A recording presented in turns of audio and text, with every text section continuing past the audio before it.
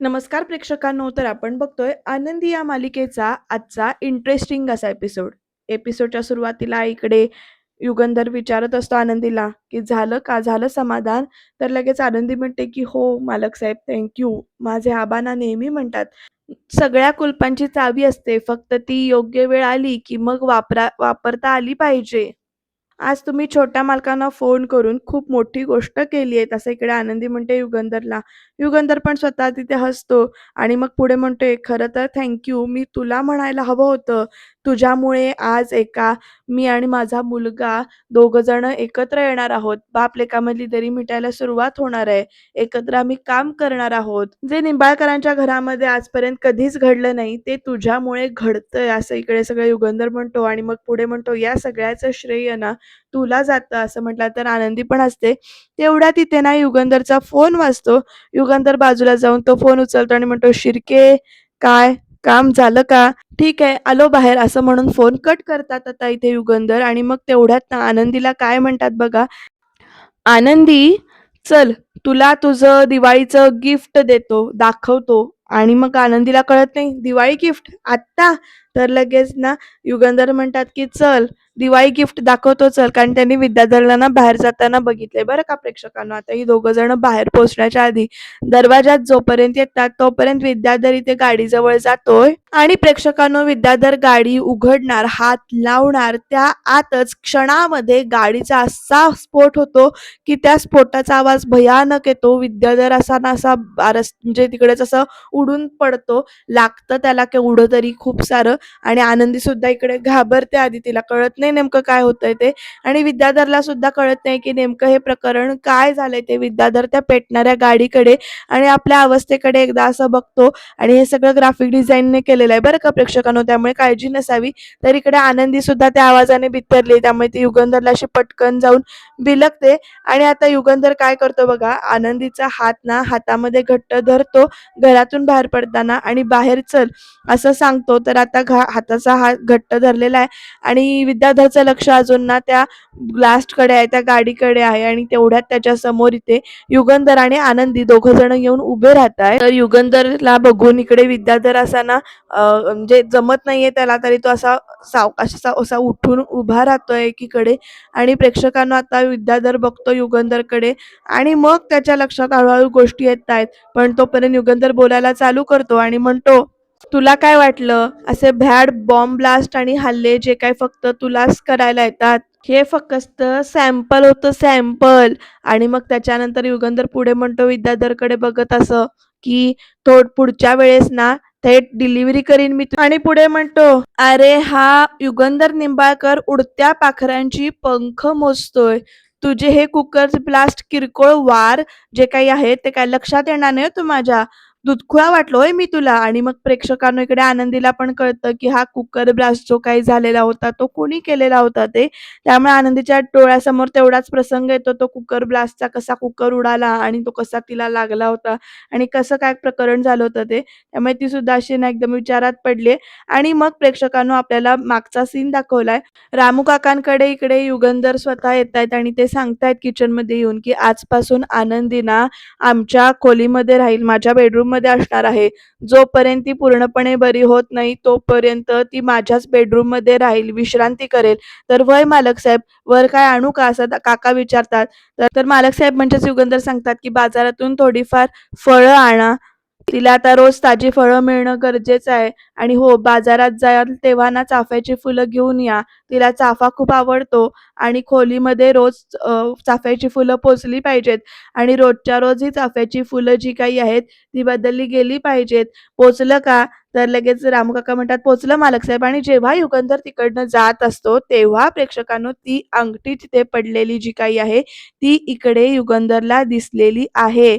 म्हणजे विद्याधरने ती अंगठी उचलायच्या आतच युगंधरला ती अंगठी तिथे पडलेली दिसली आहे आणि त्यामुळे आता विद्याधरला युगंधर पुढे म्हणतो असा, की "मी त्या दिवशी गप राहिलो कारण मला तुझ्याच भाषेत तुला दाखवून द्यायचं होतं, की स्वतःवर ब्लास्ट झाल्यावर काय होतं ते.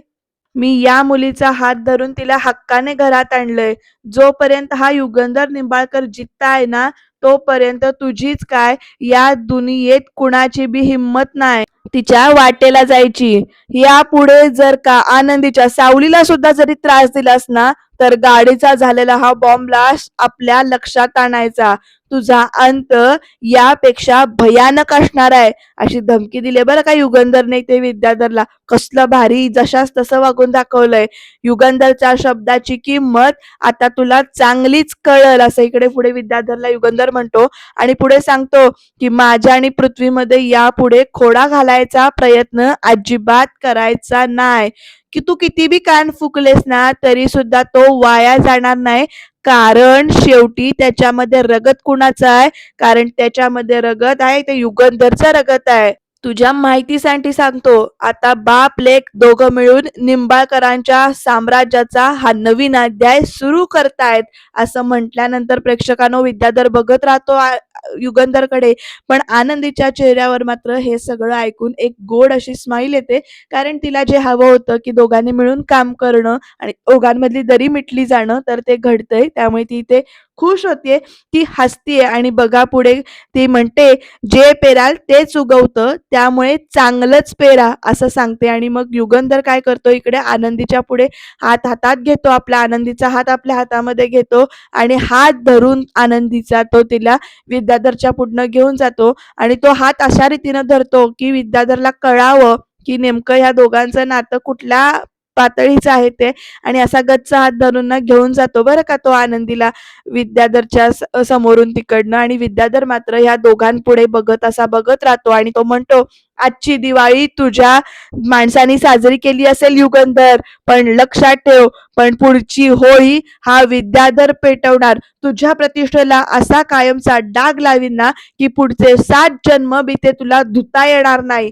अजून सुद्धा या विद्याधरची मस्ती गेलेली नाहीये बरं का प्रेक्षकांनो. तर इकडे आरती म्हणते आनंदीला, मला विचारशील तर मालक साहेबांनी जे काही केलं ते योग्य केलंय. त्या राक्षसाला ना अशीच शिक्षा व्हायला हवी होती. आता बघ, तो विद्याधर आता तुझ्याकडे ढुंकून सुद्धा पाळण्याची हिंमत करणार नाही. तर लगेच आनंदी म्हणते, अगं आरती ताई, पण एवढं टोकाचं पाऊल टाकण्याची गरज होती का? शेवटी तो बॉम्ब ब्लास्ट होता. केवढा मोठा अनर्थ होऊ शकला असता, कुणाचा तरी जीव गेला असता. म्हणजे मला ना या सगळ्या गोष्टींची भीती वाटते. तर आरती म्हणते, अगं आनंदी, तू उगाचच काळजी करायलीस. मला सांग, मालक साहेबांनी केलंय म्हणजे नेमकं काहीतरी विचार करूनच हे पाऊल उचललं असणार ना? तो हे योग्यच आहे. आणि मग मी खरं सांगू का? हे बघ, मला ना लय बरं वाटायलंय की हे बघ, तुला तुझ्या पाठीमागे उभा राहणारा, असा ठामपणे उभा राहणारा नवरा मिळालाय. आनंदी, अगं देवाने दृष्टी हिरावून घेतली तुझी लहानपणीच. पण अगं काय आहे ना, त्याच्या ऐवजी मालक साहेबांसारखा हिरा असा नवरा दिलाय. तर आनंदी पण म्हणते, तेही खरंच आहे म्हणा. तर आरती पुढे सांगते, अगं आनंदी, तू नको काळजी करूस, सगळं काही ठीक होणार आहे. आणि मग आरती म्हणते, आनंदी, ते सगळं सोड. आबांनी काय केलेला तो आयुर्वेदिक लेप आणला होता, तो लावलास का? तर आनंदी म्हणते, नाही, अजून नाही लावलेला. हे सगळी कामं संपल्यावरती मी लावते. पण आरती ताई, अगं तू तर फॅक्टरीत जाणार होतीस ना, तू इथे कशी? तर आरती म्हणते, अगं हो, मी फॅक्टरीतच जाणार होते, पण तेवढ्यातच ना शिर्के सरांचा फोन आला होता मला की ते म्हणालेत की पृथ्वीबरोबर कुठल्यातरी नवीन प्रोजेक्टवर काम करायचंय, तर तू घरीच ये. म्हणून आलीये मी घरी. चल आता निघते मी, नाहीतर तो खडूस. तोपर्यंत इकडे आरतीताई असं आनंदी म्हणते. तर आरती पुढे म्हणते तिला, हो ग, तुला माहितीये तुझा मला लाडका मुलगा आहे, पण खेकसेल की नाही तो. चल निघते, असं म्हणत ना तिकडनं आरती निघून गेलीये. आणि आनंदी मात्र विचारात अशी हरवली आणि नंतर स्वतःशीच इकडे हसतीये. नेमका काय विचार चाललाय बघूया. तर प्रेक्षकांनो, तुम्हाला काय वाटतंय, आरती आणि पृथ्वी दोघं जण भांडत असतील का नीट काम करत असतील? कळेल आपल्याला. एपिसोड शेवटपर्यंत बघा. आरती ते डिझाईन करतेय, तर पृथ्वीचं काहीतरी चाललंय लॅपटॉप वरती, तो काहीतरी काम करतोय. आणि पृथ्वी ना असा मध्येच डिझाईन कडे लक्ष देतोय. तर आता आरती ना हे घे डिझाईन म्हणून डिझाईन देते पृथ्वीकडे. पृथ्वी ते डिझाईन नुसतं बघतो आणि प्रेक्षकांनो त्या कागदाचा चोळामोळा करतो आणि टाकून देतो. तर लगेच आरती म्हणते, कधीपासून इथे बसून मी तुझ्या बरोबर बसून डोक्याचा भुगा करून घेते तुझ्यासाठी. अरे तुला काहीच कसं आवडत नाहीये, चांगले डिझाईन्स आहेत ते. तर लगेच पृथ्वी म्हणतो, अगं ते नाही आवडत आहेत मला, ते नाहीयेत चांगले डिझाईन. आता आरती म्हणतीये की हे बघ, मला जेवढं येतं तेवढं मी तुला सगळं काढून दाखवलंय. आता काय त्यात ते काय भेंडीचं डिझाइन काढून दाखवू का? शिर्के सरांनी जेव्हा सांगितलं ना, की तुझ्यासारख्या गर्विष्ठ मुलाबरोबर काम करायचं आहे, तर तेव्हाच मी ना कोपरापासून हात जोडून नकार द्यायला पाहिजे होता मी त्यांना. तर लगेच ना पृथ्वी विचारतो, "1 मिनिट, तुला नाही करायचंय काम?" तर लगेच ना इकडे आरती म्हणते, "तुझ्यासाठी नाहीच करत आहे मी काम. मालक साहेब म्हणालेत ना, म्हणून मी काम करतीये हे. तू उंटावरून शेळ हाकताय, तोरा तर बघा केवढा आहे." असं सगळं ना आरती बोलते पृथ्वीला. तर पृथ्वी म्हणतो, "हे बघ, हे बघ, एक गोष्ट लक्षात ठेव, परफेक्ट फिट करून ठेव डोक्यामध्ये, की आपल्या साड्या, आपले कपडे हे एक्सपोर्ट होत आहेत. त्यामुळे जरा योग्य, वेगळा आणि असा मोठा विचार करायची गरज आहे. हे असे डिझाइन करून नाही चालणार आहेत. हे सगळे डिझाइन प्रचंड बेसिक आणि गावठी आहेत, गावठी. आपले डिझाईन्स ना असे ग्लोबल, युनिव्हर्स असे म्हणजे काय म्हणायचंय, मॉडर्न असायला हवेत असं इकडे ना सांगतो पृथ्वी. आणि मग पुढे म्हणतो, "माझा पहिला बिझनेस प्रोजेक्ट आहे हा आणि मला ना हवंय की तो बेस्ट व्हावा." आणि तेवढ्यात पृथ्वीकडे, आरतीकडे बघून म्हणतो, "तो तुझ्यासारखा मीडिओकर नकोय मला." तर लगेच ना, "मीडिओकर म्हणजे?" असं विचारत असते आरती. तर लगेच ना पृथ्वी म्हणतो, "सॉरी, मीडिओकर म्हणजे सामान्य." तर लगेच आरती म्हणते, "मला मीडिओकरचा अर्थ म्हणजे काय माहितीये, पण तू मला मीडिओकर कसं काय म्हणालास? मला ना नाहीच करायचंय तुझ्याबरोबर काम. अरे, मला हौस नाहीये तुझ्याबरोबर काम करायची. नसेल करायची तर जा." तर ही दोघं भांडतायत. तोपर्यंत आनंदी आली आणि "काय चाललंय?" तर लगेच ना आरती जवळ येते आणि म्हणते, "हे बघ आनंदी, तुझ्या या लाडक्या." तर आनंदी लगेच शब्द परतते आणि म्हणते, "छोटे मालक." तर आता प्रेक्षकांनो पुढे बघा हां. तर छोटे मालक म्हणणं असं म्हणून सांगते. तर आरती म्हणते, "तुझे छोटे मालक डोकं फिरवून ठेवलंय तुझ्या या छोट्या मालकानी." तर लगेच पृथ्वी म्हणतो, "मी मी डोकं फिरवून ठेवलंय? आनंदी, या तुझ्या या लाडक्या आणि आगाऊ बहिणीने ना माझं डोकं फिरवून ठेवलंय. अगं डिझाईनच्या नावावर डिझास्टर करून ठेवते ते." तर लगेच आनंदी म्हणते, "काय करताय तुम्ही हे दोघं? शांत व्हा बघू आधी. तुम्ही ना दोघं आधी ससा आणि कासवासारखं शर्यत लावून भांडणं बंद करा प्लीज." तर लगेच आरती म्हणते, "हे, हे, नाही, नाही आनंदी, मी ना आता भांडणारच नाहीये. कारण काय आहे ना, मी आता बोलणारच नाहीये. कारण मी आता ह्या क्षणापासून हे प्रोजेक्ट सोडते." असं आरती म्हणते. तर आनंदी म्हणत असते, "अगं आरतीताई, तू असं काय करतेस?" तर तोपर्यंत ना इकडे पृथ्वी म्हणतो, थांब, थांब, थांब, थांब. जाऊ दे तिला. तू तिला अजिबात थांबवू नकोस. अशी ही बिनकामाची आहे गती. मला तर आश्चर्य या गोष्टीचं वाटतं, की आपल्या फॅक्टरीमध्ये डिझायनरच्या पोस्टवर हिला कामाला कोणी ठेवलंय?" तर लगेच ना आरती म्हणते, "तुझ्या वडिलांनी. त्यांनाच जाऊन विचार तू." त्यांना मध्ये आणायचं नाही हां, सांगून ठेवतो हां, असं लगेच पृथ्वी म्हणतो. तर आरती म्हणते, "मी आणणार त्यांना." काय असं त्या दोघांची तू-तू, चालली तर लगेच आनंदी ओरडून म्हणते, "बास." आणि आता त्या दोघांच्या मध्ये येते आणि म्हणते, "तुम्ही दोघं ना शांत व्हा आधी. एकदम शांत व्हा. तुम्ही ना तुमचा हा ॲटिट्यूड आणि इगो हे दोन्ही गोष्टी बाजूला ठेवा आणि एक टीम म्हणून काम करा. तुमच्या दोघांची इगोपेक्षाही आपल्याला हा प्रोजेक्ट जास्त महत्त्वाचा आहे." असं समजावते इकडे आनंदी. आणि मग प्रेक्षकांनो पृथ्वी काय करतो, बाजूला कपाटाजवळ जाऊन उभी राहतो. तर लगेच ना आनंदी म्हणते, "पृथ्वी सर, अहो खरंच आरतीताई आपल्या फॅक्टरीतली बेस्ट डिझायनर आहे. पॅरिसच्या कॉन्ट्रॅक्टच्या वेळेला सुद्धा जरी त्या ब्रेल लिपीची आयडिया माझी असली, तरी ते आयडिया इतक्या सुंदरपणे कागदावर आरतीताईनेच काढली होती." आणि हे ऐकून ना पृथ्वी चकित होतो. तर लगेच ना आरती म्हणते, "कळलं?" आता पृथ्वी काहीतरी बोलायला जाणार. तोपर्यंत ना आनंदी म्हणते, "आरतीताई, तू जरा गप्प बस. ये इकडे." असं आनंदी म्हणते आणि मग आनंदी पृथ्वी आणि आरतीच्या दोघांच्या मध्ये उभी राहून सांगत असते, की तुम्ही दोघं आपापल्या कामांमध्ये बेस्ट आहात, पण तुम्ही तुमचे वैयक्तिक मतभेद जे काही आहेत ते बाजूला ठेवा आणि एक टीम म्हणून काम करा. तर आनंदी म्हणला आरती म्हणते, की "अगं खरं कसं काम करू? याला काय सांगायचंय तेच मला समजत नाही." आणि तेवढ्यामध्ये ना इथे एंट्री झालीये शिल्पा आत्याची. पृथ्वी असं म्हणत आता शिल्पा आत्या आतमध्ये येते आणि आता ती म्हणते, "नुसतं कामच करणार आहेस का तू? तू खाऊन घे पटकन." आणि आत्या निघून जात असते. तोपर्यंत पृथ्वी म्हणतो, आत्या, आत्या, आत्या, 1 सेकंद, 1 सेकंद थांब." आणि मग ना आत्याच्या साडीकडे बघून ना त्याला काय हवंय, त्याला काय ब्रीफ द्यायची आहे त्याच्या लक्षात येतं. आणि तो आरतीला म्हणतो, "तुला ब्रीफ हवी होती ना कामाची, मला कसं डिझाइन हवंय ते."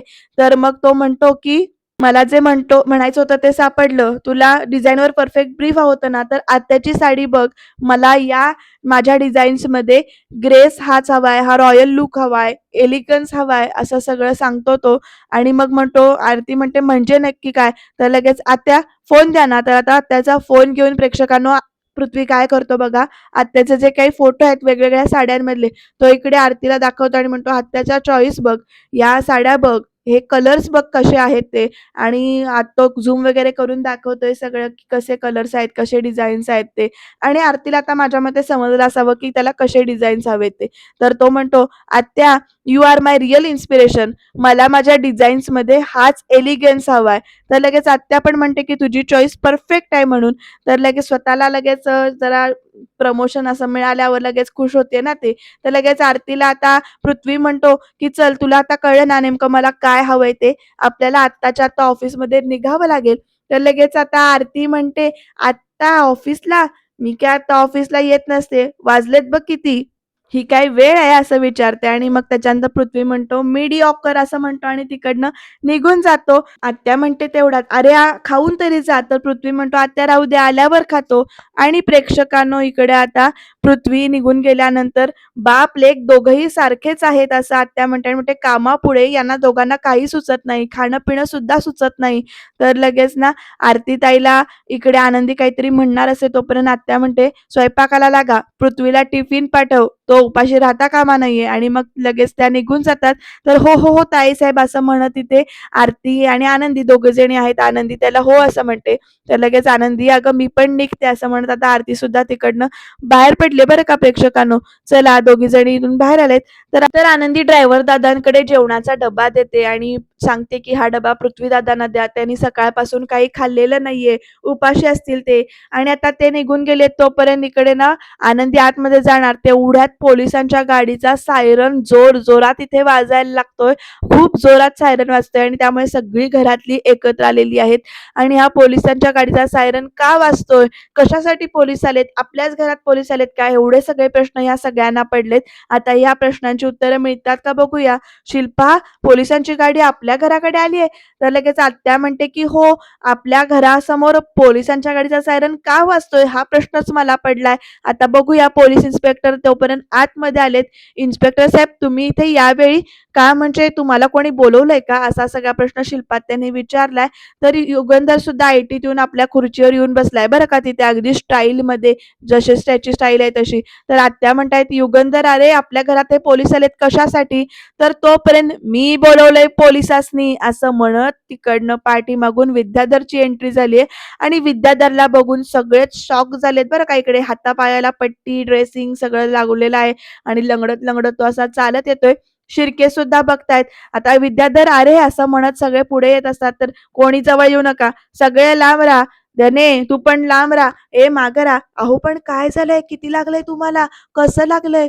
अरे एवढं कसं लागलं तुला?" असे सगळे प्रश्न इकडे विद्याधरला विचारले जात आहेत आणि युगंधरची रिएक्शन बघा कशी आहे त्या सगळ्यावर. विद्याधर पुढे काय करतोय ते बघाच बरं का प्रेक्षकांनो इथे. विद्याधर ना युगंधरकडे असा बघतो आणि मग पुढे म्हणतो, "जीवघेणा हल्ला झालाय माझ्यावर.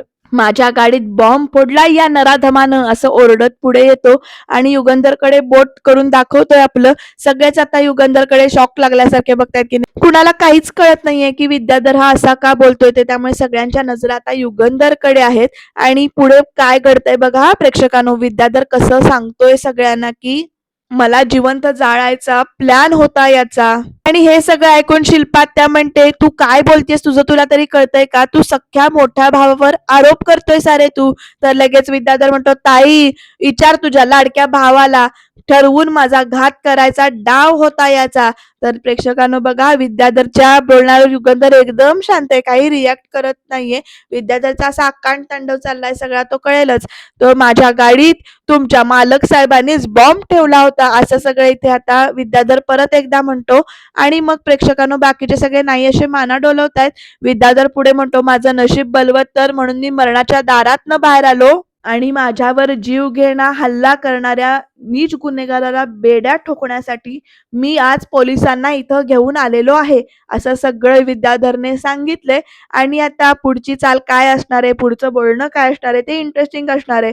तर लगेच आपल्या घरातलं कोणी असं कशाला करेल आणि युगंधर तर असं कधीच करणार नाही. "अरे बाबा तुझा काहीतरी गैरसमज होतोय."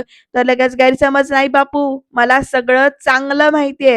हे काळं कृत्य दुसरं तिसरं कोणी नाही, पण या युगंधर निंबाळकरनंच हे सगळं केलेलं आहे." असं सगळं आता विद्याधर परत एकदा सांगतो. त्याला समजावतायत सगळे की हे युगंधर करू शकत नाही. पण तुम्हाला पण माहितीये कोणी केलंय ते. हाच आहे माझा खरा गुन्हेगार असं शब्दात तिकडे विद्याधर बोट-बीट दाखवून अगदी रागावून बोलतो. आणि म्हणतो, "ओ इन्स्पेक्टर, तुम्हाला काय इथं चहा-पाण्याला बोलवलेलं नाहीये. अटक करा या गुन्हेगाराला." असं सगळं ओरडून सांगतो बरं का विद्याधर. आता इन्स्पेक्टर पुढे येणार का? तुम्हाला काय वाटतंय ते कमेंटमध्ये सांगा. तर लगेच ना इन्स्पेक्टर म्हणतात तिथे, "विद्याधर, अहो तुम्हाला पक्की खात्री आहे की हे सगळं मालक साहेबांनीच केलंय म्हणून?" आता पोलिसांनी सुद्धा असा प्रश्न विचारलाय बघा मालक साहेबांकडे बघून. तर लगेच ते म्हणतात, तुम्ही कुठल्या पुराव्याच्या आधारावर तुम्ही तुमच्या मोठ्या भावावर आरोप करताय?" तर प्रेक्षकांनो इकडे विद्याधर म्हणतो, "आरोप? भाऊ? अहो कुठला भाऊ? कसला भाऊ?" असे सगळे प्रश्न विद्याधर विचारतो आणि मग पुढे म्हणतो, "भावाच्या नावाला कलंक आहे हा सख्खा भाऊ. हा सख्खा भाऊ नाही, पक्का वैरी आहे, पक्का वैरी. मला जीवे मारण्याचा प्रयत्न झाला इन्स्पेक्टर. याला आत्ताच्या आत्ता अटक करा." आणि याने स्वतःहून माझ्यासमोर कबूल केलंय की तो बॉम्ब त्यानेच माझ्या गाडीत ठेवला होता. असं सगळं विद्याधरने सांगितलंय प्रेक्षकांनो. पण पोलीस मात्र अजूनही विचार करतायत की नेमकं काय करायचं या गोष्टीचा.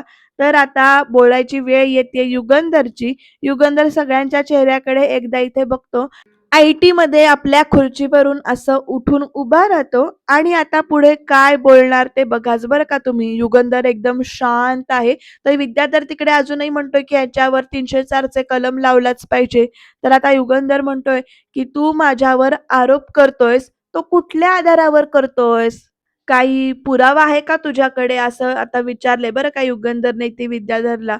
आणि बघा कसं शांतपणाने, एकदम शांतपणाने विचारलंय. आणि पुढे युगंधर असं म्हणतो, की "मी कुणाला सांगताना तू ऐकलंयस का? किंवा कोणी बघितलंय का? किंवा गाडीत बॉम्ब ठेवताना कोणी उघड्या नजरेनं बघितलंय असा साक्षीदार आहे का तुझ्यापुढे? किंवा कोणी मी सांगताना ऐकलंय असा साक्षीदार आहे का?" असे सगळे प्रश्न नाही ते विद्याधरला युगंधरने विचारलेत आणि मग विचारतायत, "कुठे आहे तुझा पुरावा?" तर विद्याधर म्हणतो, "ते पोलीस शोधतील की." तर विद्याधरला युगंधर म्हणतो, "आता आधी पुरावा तर घेऊन ये ना तू. ज्या दिवशी तू पक्का पुरावा आणशील त्या दिवशी मी स्वतः पोलिसांच्या स्वाधीन होईन, गाडीत जाऊन बसेन." असं इथे विद्याधरला सांगितले युगंधरने ठामपणाने. आणि पुढे युगंधर असे म्हणतात, की "जर पुरावा नाही मिळाला किंवा तू माझ्या नावावर जर का चिखलफेक केलास, तर आत्ताच्या आत्ता अब्रूनुकसानीचा दावा ठोकीन, की तुला तुझं पुढचं सगळं आयुष्य खडीत फोडावं लागेल." अशी धमकी दिली बरं का युगंधरने. आणि मग तो त्याच्या स्टाईलमध्ये विचारतो, "पोहोचलं का तुला?" तर आता विद्याधर ना गप्पच उभा आहे, काही बोलत नाहीये त्या प्रकारावर. प्रेक्षकांनो कशी वाटली युगंधरची चाल? म्हणजे शांतपणाने सगळं सॉल्व्ह करायचंय ठरवलेलंच आहे. आणि आता उद्याच्या भागात काय घडणार आहे ते बघूया. उद्याच्या भागामध्ये ते मिताली सांगते, की प्रोजेक्टच्या कामासाठी, प्रेझेंटेशनसाठी आपल्याला एका मॉडेलची गरज आहे आणि आता प्रेक्षकांनो मॉडेल कोणाला म्हणून उभं करणार? कारण प्रोफेशनल मॉडेल पाहिजे, तर आपल्याला बाहेरून कुठलीही मॉडेल आणायची गरज नाहीये. कारण या ब्रँडची आणि डिझाईन्सची खरी इन्स्पिरेशन आहे ना, ती आपल्याच घरात हजर आहे. असं पृथ्वी सांगतोय.